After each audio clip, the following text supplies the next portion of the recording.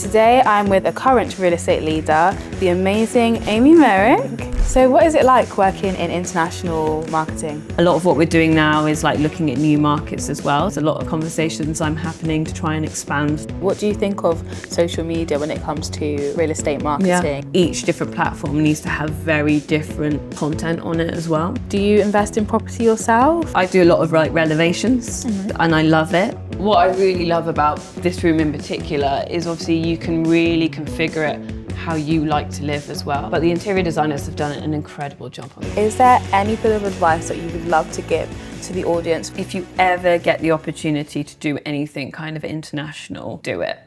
Welcome to the Real Estate Leaders podcast with me, Mary Felicia Gomez, and in this podcast I will be interviewing current real estate leaders of today and aspiring and rising real estate leaders of tomorrow. Today I'm with a current real estate leader, the amazing Amy Meyrick, who is head of international sales and marketing in CBRE, and she's doing incredible work and helping with the promotion of incredible luxury developments all across London and also internationally as well, and using that network that she's got to bring those incredible leads to make things happen. So what is it like working in international marketing? Well, it's so interesting. Like it's hugely like varied, obviously. I guess one of the most amazing bits is learning about all the different cultures as well, like how you interact with people, what are they most interested in as well, like even little things like how people communicate. You know, there's a lot of nations out there that don't just rely on emails like we do in the UK, and everything is done through other things. So it's all so varied, and learning about all of that. And I bet, especially because you're dealing with real estate assets as well, so different cultures look for different things when it comes to real estate. So it's like, I bet with you and your marketing and sales role, you're having to take that into consideration as well. Yeah, definitely. Like sometimes when we're looking at new places we're going, one of the important questions I ask, you know, that team over there, whoever it is what's happening in the local market. So, you know, what is the capital value growth, or what is the interest rate, or what is the rental yields there? Because what we think might be really amazing here in the UK, you know, quite often we're looking somewhere like 4 to 6% rental yields. Might be like, you know, laughed out the room over there. Therefore, we need to think about, you know, different messaging around that. And interest rates is really important as well. Like there's lots of countries who have even extremely high interest rates, and therefore getting mortgages or loans isn't natural to them, and therefore we need to think about educating on that way as well. So it's really important to know what's going on locally before we even start, you know, sending out messages. Because I can imagine, like even in like Dubai, you've got amazing yields over there, and I know like places like Bali as well can go extremely high. And when you compare it to like maybe prime central London, where a lot of wealthy people from those regions would want to be, the yields wouldn't be usually as high as that in prime central London. So I guess it does make sense to take that into consideration. And even when it comes to like mortgages as well, I know a lot of countries, they tend to do payment plans. So it is definitely interesting to hear about that educational piece that comes into marketing as well when you go to these places. Yeah, definitely. So what is a typical day in your life then, leading on from that? Well, without sounding like a cliche, there's probably no typical day. But so I thought I'd probably just pick out a few things that happened to me over the last like couple of days, maybe. And that's and to balance it with not just all the glamorous kind of like interesting stuff, but the normal stuff as well. So a lot of what we're doing now is like looking at new markets as well. So there's a lot of kind of conversations I'm happening to try and expand that network. So yesterday having a call with our team in Nigeria, seeing what's going on there. That was the first initial kind of introduction of what's going on over there. We're also doing the same for like a lot of other regions around the world. Lots of catch-ups with the team that we have already like based with us as well. So in London. Half of my team are in London, and half of them are like in China, Hong Kong. We also cover lots of the Middle East, Southeast Asia. So it's touching in with them and working out, okay, what are they working on at the moment from a sales perspective as well. There's a lot of kind of like the more normal stuff is things like chasing invoices. You know, this is the boring stuff that we need to talk about. Chasing invoices, seeing what, you know, sales, are we on sales targets, kind of what's revenue looking at, a lot of the numbers and the data, and making sure that's the kind of like the running of the team on that bit.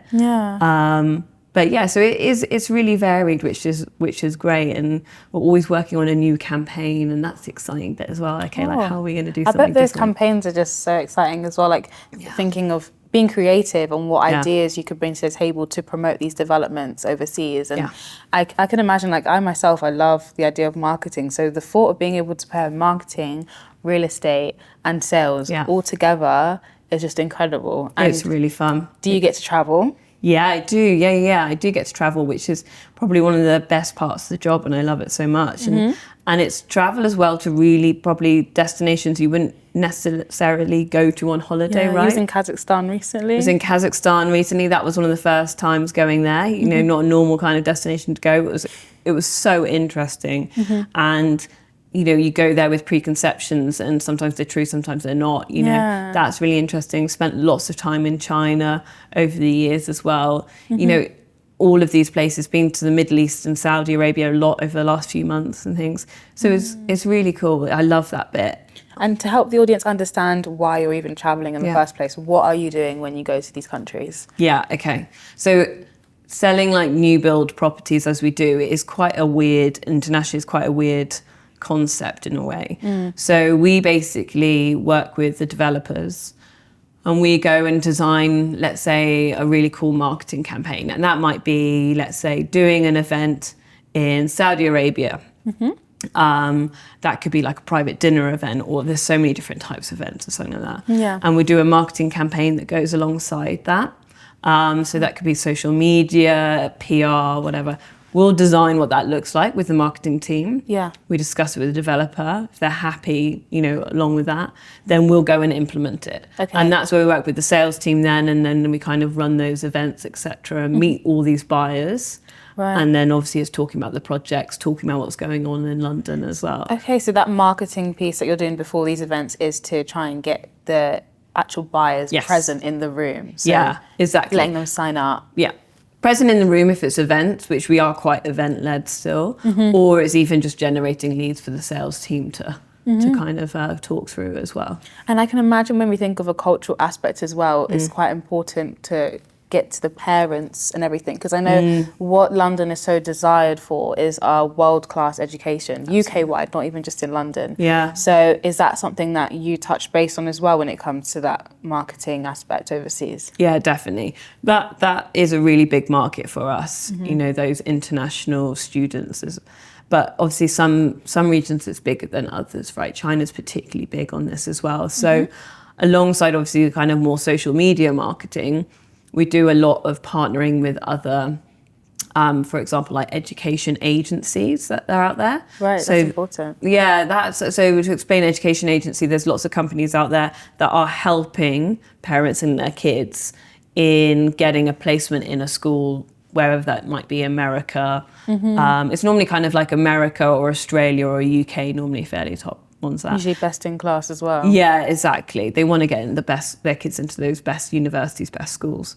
So we work with them, and that can be a really long-term relationship, right? Because quite often parents start looking or start thinking about this when their kids are like, we see them like 3 years old, and they're like, wow, I want to send my 3-year-old to university in the UK. I want to start looking at property. So it can be a really long term, and that's where the sales team have to kind of really manage that whole process. And then from that initial interest for their child studying in London or the UK, then that's when us real estate professionals then come into place where they need somewhere for their children to actually stay. And I'm sure most of the time, if you're dealing with the wealthy parents, they'd want to buy places like high-rise apartments, for example, like where we are today, or in Marylebone mansions. Yeah, exactly. And that's a number of reasons why they want to buy these new builds is one, because it's sometimes very similar to home, right? They're not all, a lot of cities around the world aren't like London with that history, etc. They want kind of a new build. It also means quite often they don't have to deal with too many like maintenance issues. And probably a really major one is safety and security. Oh, absolutely, Yeah, I'm sure you've seen this before, like when you're speaking to like parents of who are looking to purchase, etc. Like that's one of their things, and new builds quite often come with that if they've got concierge and all of that as well. Security, it's all important, especially that peace of mind that their children are doing fine and they're living well here and they're looked after as well. Yeah. And also, why do you think then marketing plays such a key part in real estate? Even though I know it could be a rhetorical question, but like, what do you think? From you being that specialist, it would be so nice to know your take on that. Yeah, marketing for real estate. Yeah, I guess, especially when, reaching out to like international markets, UK is slightly different. We all know we can go mainly on like Rightmove, Zoopla, those property portals, and they kind of have everything there and stuff like that. But if you live overseas, you don't necessarily know that, right? So it's all about, quite often, they're looking for like trusted advisors. Absolutely. And they want to go through, someone who is based in their city, who they can go and meet, who has expert knowledge still in London, etc. And they need help with that as well. So that marketing and reaching those buyers over there is to support and kind of promote almost the salespeople and going to meet them. Yeah. Because they're not just always going to use kind of like the normal portals that we do over here. Oh yeah, and I guess that's important about the portals aspect as well. So one, building that team around them of professionals that can advise them. Even I guess when it comes to migration as well, like any differences with the citizenship and everything, visas. It's quite interesting that your role, I'm sure, would include making those introductions and educating them on that kind of side as well. Yeah, exactly. And we have a really experienced sales team to big them up as well, who are so good at all of this and have all those connections to help buyers. So they go above and beyond just selling them a flat. It's all of those little extra bits that you can help. And on the topic of portals as well, with social media, what do you think of social media when it comes to real estate marketing? And is there any alternatives ways of marketing that you think are stronger? What's your general opinion? And also about the portals as well, like overseas, I'm sure some regions don't use the same portals that we use. Yeah, definitely.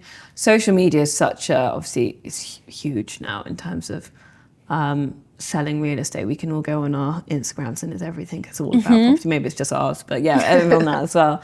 But it's really important.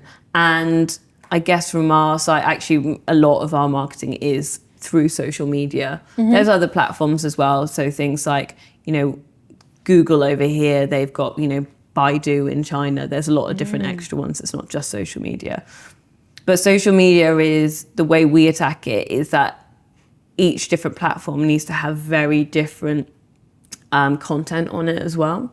Yeah. So it's making sure that we're really tailoring the content for each of those platforms. So, Instagram can be very like video heavy. We want to kind of look at that. Yeah. And then if we're looking at more like, obviously Snapchat, again, video heavy. But if we kind of look at some of the Chinese platforms like WeChat, it what's might be WeChat? more. So WeChat is extremely powerful platform in China. It's like a mix between having WhatsApp, so like your communication, etc., mixed with your, Facebook or Instagram. But then on top of that, you can pay for things through it. You can use it as like your Google and your search engine. Basically everything is all in this like WeChat function. And, there's sometimes places around China that literally everything's based. You can only pay for things on WeChat, etc. That's a bit like Apple Pay. Yeah, it's like a mix of Apple Pay adding into it as well. So it's incredibly powerful. But sometimes that makes it quite hard to use for us as marketing because obviously everything's on it. There's a lot of noise and stuff to try and cut through on all of that. Yeah, and I bet you work with the Mandarin-speaking colleagues as well when it comes to utilising the WeChat platform. Yeah, absolutely. Yeah, that's essential, really. Everything on that as well. So, yeah, and they're highly skilled on all of that. And then there's other platforms like Little Red Book or Red Note as well, which is, slightly different, like social media platform. Again, that's more video heavy, whereas WeChat's kind of more about education on those articles and more static images. So everything you need to kind of, that's why we have, experts in our team to kind of understand all the nuances. Yeah, and that's definitely key because everyone brings their own strengths as well into teams. Totally. And I can imagine that importance of a collaboration as well. So I know you work a lot with the China colleagues as well, the APAC team. So what is it like working with them and also helping each other bring in those sales? Yeah, I think that's really, like, when we are starting to even look at campaign, it's not just the marketing team do a campaign and hand the leads to sales. Like, the conversation starts with us all together in one room. So the salespeople really kind of influence what we're doing as marketing people, and even as a general strategy. Yeah. We go in as a team, sit together and work out, okay, this is a property, a development, etc. These are what we think the key selling points are. Let's look at what we do with this. Like, what's the key messaging? What events should we do? What platforms, what videos, what angle do we do on that? So, and we all sit and do it together. And they're some of my favorite meetings. Oh, I love doing all that brainstorming, coming up with ideas, hearing everybody getting really excited and being creative. And it's, there's probably like 10 of us out there all kind of... Nice. And you're bringing those visions to life as well. Yeah, exactly. It's really cool. I love that. That just sounds so exciting, to be working in a role like that, especially that international exposure. So what is a cool success story that you could possibly share with us? So I think the success stories, obviously lots you can choose on, but I actually think some of the successes I have are literally based on seeing my team do something really cool. I love that part of my job. Like, I really love, growing people and what they're doing as well. Like, we've seen a lot of people take on kind of new challenges.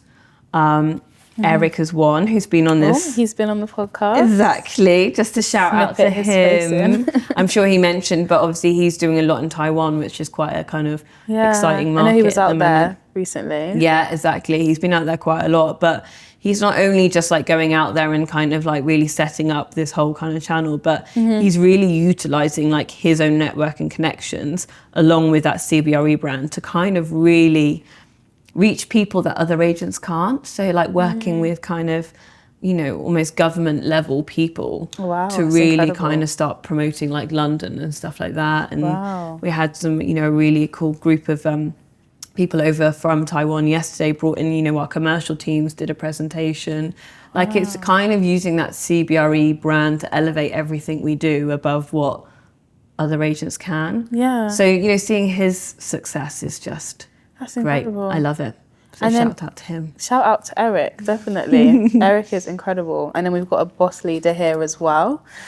I think that if you guys don't know what CBRE do as well, because we're a global leader in commercial real estate services, but we've got that residential element as well within the company, which now is expanding super rapidly. And there's over 150,000, almost 150,000 employees as well, worldwide in over 150 countries. So that ability to build a team around a certain client is super impressive. And also we'll touch on a bit of Eric's successes and how that's part of your success. I think it's super important when you involve those principalities and the governments within those countries, because directly that will influence what their citizens within the country would want to do with their money and their wealth. Definitely. So I think that will be so groundbreaking. Yeah, definitely. Yeah. And to touch a bit more on your own personal achievements as well, do you invest in property yourself? Like, what are you into within the property space, since you're so delved in it in your main job? What about outside of that? I do. I love property. So I'm one of those boring people that I work in property and even like in my own personal life, it's all property. Is everything all around and stuff. Luckily, lots of people in the world care about it, so therefore it's actually okay. Everyone actually needs property. Yeah, exactly. And that's one of the really nice things about working in residential, that no matter who you speak to, it does apply to them, whether it's renting or buying or selling. So it's really, I love that bit. But I do a lot of like renovations. Amazing. And I love it. So started quite a few years ago now, and actually purchased my first property with a friend. Oh. I think it's coming up to like 10 years ago, which is quite scary. Oh, wow. We bought a little flat together. We did it up. We did lots of kind of lot of it ourselves, which was really fun, and then sold it. And then we kind of just kept going on from then, and now I'm doing it with my partner. Aww. But it's kind of I love renovating, so DIY. It's a lot of lots of DIY, lots of kind of living in a building site for a while. But I love that bit. It's really fun. And where did you buy your first one, if you don't mind me asking? My first one was a 2-bedroom flat in an ex-council block in Brixton. Oh, okay. It was really nice. It wasn't particularly nice when we bought it, but we slightly reconfigured it. It was a 2-bed when you bought it? Not a proper 2-bed actually. So we reconfigured it to make it like a really like proper 2-bed, like yeah. nice 2-bed and stuff like that. So we did that. And then with the second one, we moved out to Streatham on the second one. So it's actually been mainly kind of southwest London like locations and stuff. But yeah, really enjoy doing that. And I'm guessing with the first one, you would have had to really look at the floor plan and thought, okay, will this work to make it into a bit of a better 2-bed? Yeah, definitely. And so we basically kind of moved, there was a temporary wall up. So we moved that to make it big kitchen diner, and then actually we moved the kitchen basically into that room, and that kitchen room became a bedroom. So it wasn't too difficult on all of that, but we did a lot of it ourselves, which is really fun getting involved in that. That's so exciting. It's great doing it with your best friend. Very fun to start out doing that. So I was very lucky. Lovely. I can't wait to do something like that as well in the future. That's what I aspire to do as well. Yeah, it's really good. And obviously you do lots of things wrong. But you'll learn from them. Yeah, absolutely. Do not leave grout on tiles for too long and it sets, and then you have to basically chip it out again. Do not do that. Very specific story. Make sure you be careful about that one. Little things like that. And obviously when it starts to working with builders, that can be more stressful almost than doing your work yourself, right? Because you're relying on others. So really going with your gut sometimes when you're kind of like talking through with builders and getting the person that you think you can trust.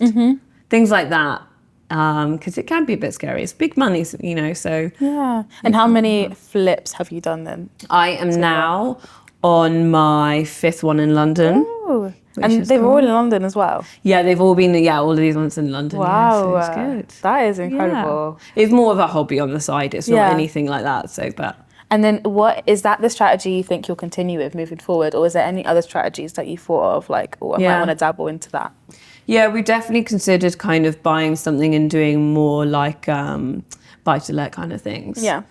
But it's weighing up. We've gone through kind of all of the weighing up, okay, how much kind of like profit you're making on flipping it versus holding it. What funds you're leaving in that when you're holding that, and kind of obviously it's great to have some passive income, and that's really important, but we need to also be really aware of kind of new laws, new regulations that are coming in and kind of renting out as well. So at the moment we've really kind of probably kept towards just doing the flipping and doing it that way and renovations. But we definitely need to start working out that kind of buy-to-let model and how we could do something around that as well, so we get some more of that kind of passive income to And do you think that would be in London? Or like you're going to try other areas? Potentially other areas as well. Yeah, potentially other areas to make it really stack up, I think. So exciting. Yeah. And thank you so much for this part of the interview. We're not finished yet. We're still going to continue. But since we are in Marylebone Mansions, why don't we take a tour around? Because I know this is one of the schemes that you said we should go around and Yeah, absolutely. One of my favourites. Let's do it. Let's go. Thank you. Thanks again for tuning in to today's episode. And me being accompanied by Amy, she has perfectly selected today's location to be filmed at Marylebone Mansions, a beautifully and meticulously designed 32-unit apartment building. And I cannot wait for you guys to come and take a look around. Let's go take a look and enjoy the tour.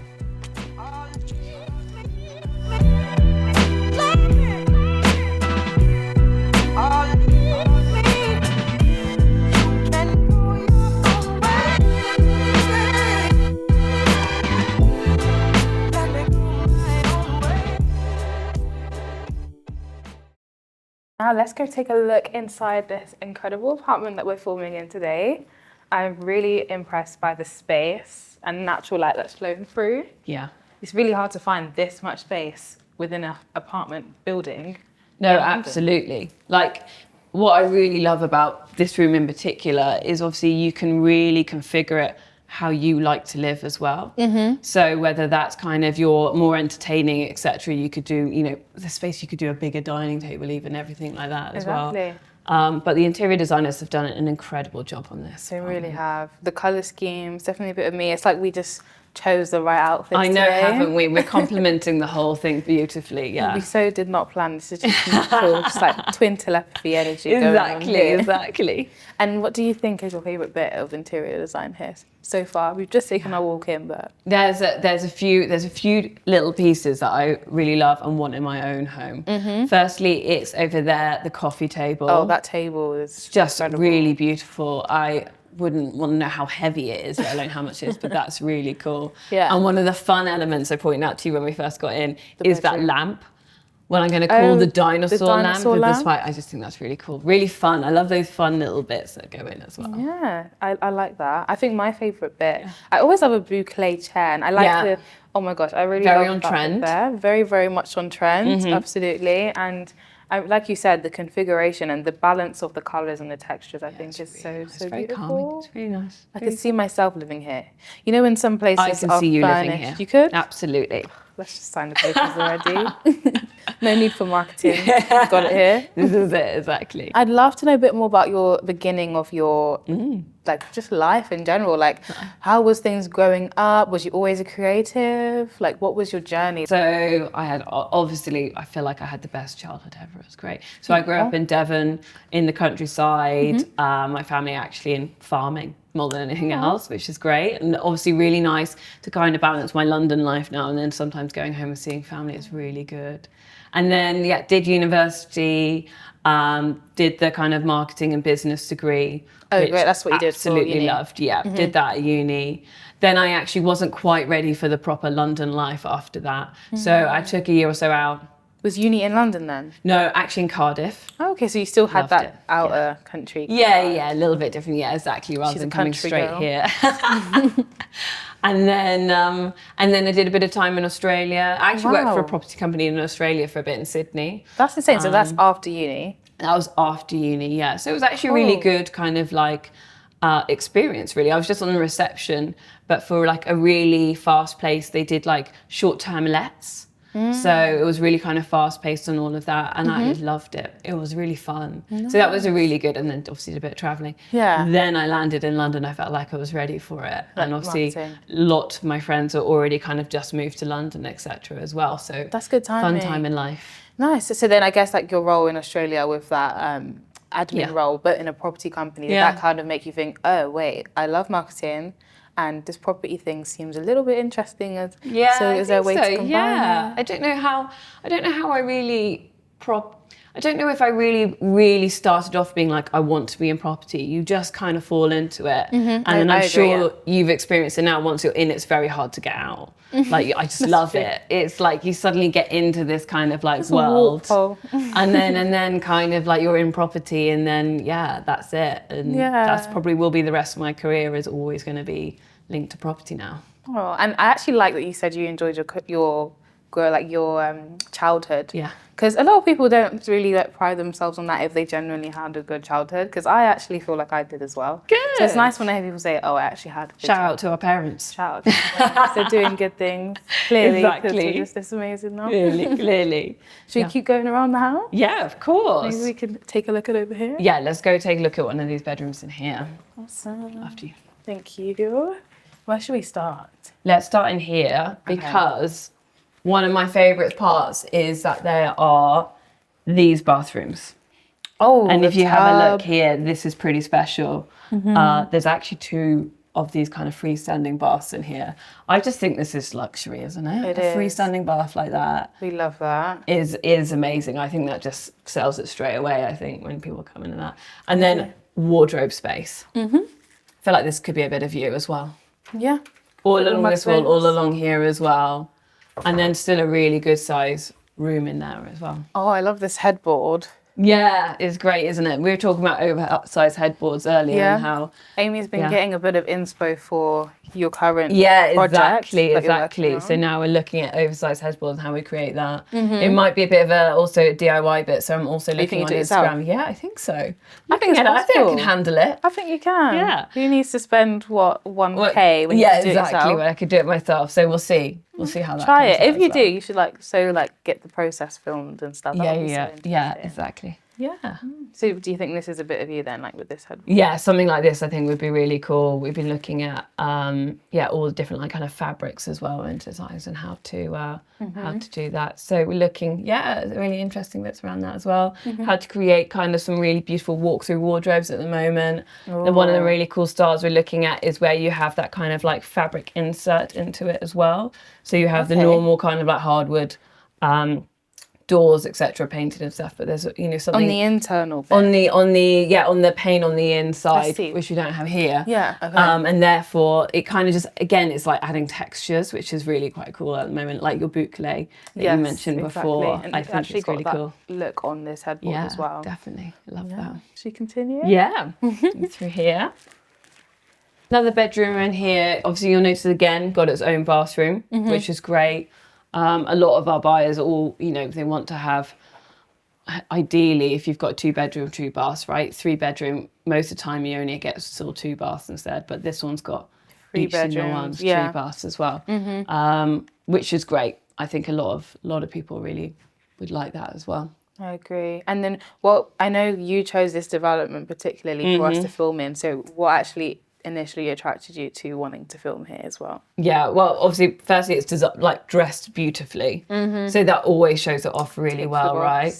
But also just the building itself. It's not like a big glossy high-rise kind of glass one, but it's got a really beautiful facade to it. They've put in a lot of time and effort into that, to making sure it looks really nice along this very like quiet Marylebone street as well.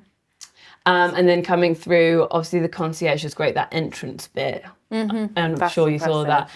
Even just coming into the building, it's wow on that as well. Yeah. And then you get to your apartment as well. So there's only 32 apartments. So it's kind of, like again, a little bit nicer, a little bit smaller on that element as well, rather than that. And it's a quiet street, really nice area, like Marylebone. Like, who wouldn't want to live in Marylebone? Who doesn't want to live in Marylebone? Exactly. Great choice. And another mirror. But this table, I absolutely agree with you on that. It's beautiful, isn't it? I need to feel it, actually. It's like proper stone. Yeah, it's really stunning. You can see they've used like a lot of kind of curved edges and things like that, which is really nice. Whether it's coming from like the cushions or the chairs here, this kind of bean-shaped stool as well. It's really cool. Coming through to the master, you can see like really amazing layout you're coming through. And then the key kind of selling point of this room is you've got your own terrace here.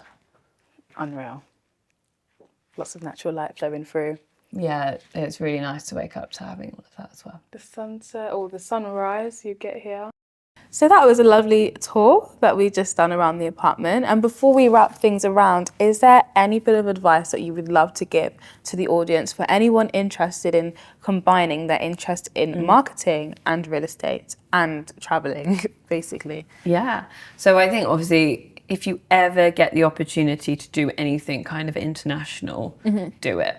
If it's a trip for a day or two, or if you could do something for 3 months or a year, take it. I just think what you can learn from being abroad is just like nothing that you can learn from being in the UK. So grab that with both hands, whatever it is. Just catch a flight. Yeah. Catch flights, not feelings. And I've absolutely loved being with you. I always love spending time with you. So I thought you were perfect to get on the podcast and share with everyone the incredible things you're doing. So if anyone wants to reach out to you, what is the best way for them to contact you? Yeah, definitely. So if anyone wants to reach out or interested in any kind of what we've touched on, then I would say just send me a message in LinkedIn, Amy Meyrick, and I'll get back to you on there. I'll put it on the screen and it'll also be linked in the bio. So if you do want to contact Amy, please do. And thank you so much for watching this episode. And I shall see you guys in the next Real Estate Leaders podcast episode of the series. See ya.